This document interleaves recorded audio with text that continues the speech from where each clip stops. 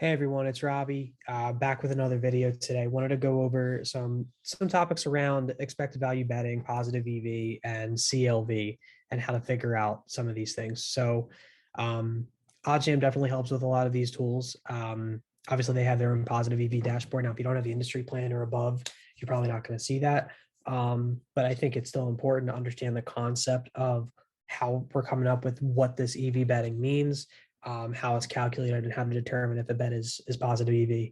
And then I want to tie that into how that relates to CLV, which I know is a very popular topic. If you're not familiar, closing line value, it's basically the value of a bet you're making relative to where the line closes. So I'll get into that in a little bit. But first thing I wanted to share was basically how to calculate the fair odds of something. And this is the first step in an expected value kind of equation. So, standard odds you're going to see a lot of the time on, a equal market where there's 50-50 odds on a lot of the FanDuels and DraftKings and all. It's going to be around -110, -110. So with that, obviously if it's the same odds either side, then it implies 50-50 probability. So what we do first in this EV scenario is calculating the no vig fair odds, which basically means if the book did not have any portion of hold, if they were going to take the same, if it was a purely fair market, 50-50 odds would be +100, right? So, we can play around with these numbers. We can say -125, +105. I don't know why that's going like that. Okay, so no plus. So -125 and +105 down here. So it's taking into account that fair odds of the favorite in this case would be -113 based on the 53.25% probability. And again, that's an applied probability based on the going odds. Now you can play around with this as much as you want, but basically, removing that vig that the book is holding is going to be, telling as far as what your value of your bet is at the end of the day. Now you might get a better price than this -125, which it may very well close at. But if you're not getting the -113, you're not always going to overcome the vig. So with EV, you're overcoming that vig and getting an even better price than that. So if you were to get this side at say +100, that's going to be a positive EV bet because you have a 53% chance of winning a bet that's at +100. So I know it's a little bit of math right there. But basically, in essence, that's how you calculate it. And OddsJam, as well as other sites, have a lot of information on, more in depth on that. So let's say we have that same example from the other tab I just showed you. So $50 wager, and we have +100 odds, but we have a 53.25 win probability. We have an expected value of 325. I'll make this 100 just so we can talk in terms of, pure percentage, not having to do any additional math. So that's a 6.5% EV bet. So that's a really nice value there. If you're able to get, something that closes -125, you're able to get it at +100. So again, you can play around with these numbers as much as you want. And obviously it's all dependent on the probability and the price you get it at. So you might get something that's a 10% win probability, but if you get it at +1200, it's still a 30% EV bet. Now I know I'm just playing around with the numbers right here, but you can kind of see how that's how EV is really determined. And, not all situations are created equal. Just because you have something at +1200 that's a 10% win probability, it doesn't mean you throw your bankroll on it, right? You have to scale everything.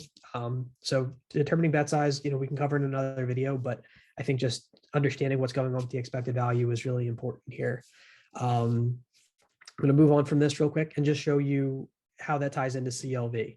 So effectively, this is week 17 results based on where the line opened and where the line closed. And then, we can determine the final scores as well. So CLV is really about getting a better number than what the line closes at, or at least the best number that was out there for that team, getting the best of the number. So for example, this Bucks Jets example, right? So the Bucks opened -11 and they closed -14.5. Now, I don't know, we can't really determine based on this data, and I'm not going to get too into it, but if that bounced to 15 at any point or above that for a pregame line on the Jets. But if you look at just these numbers, right, the best of the number for the Bucks is probably going to be -11, that opening number. whereas the best of the number for the Jets is 14.5. Now, again, we can see that fluctuation. The Bucks might have dipped to 10 or 9 at one point. That might have gone up to 15 or 16, and that would represent getting the best in the number. Now, in this case, the closing number did not matter because the Bucks ended up winning by 4 points. So no matter what you had as far as that closing line, it didn't come into play. Now, if you look at some of these other games, these next two, Falcons, Bills, and Eagles, and the Washington football team. So the Falcons and Bills were an opener of Bills minus 13.5, and they won by 14. That closing line is minus 14. So if you took them earlier in the week, or you're able to get a better number, taking that 13.5, again, assuming you're getting that like going rate odds, not an alt market, like what's posted on the main page of the book. If you take that at 14, you're pushing that bet, or you're pushing that leg in your parlay or whatever you have.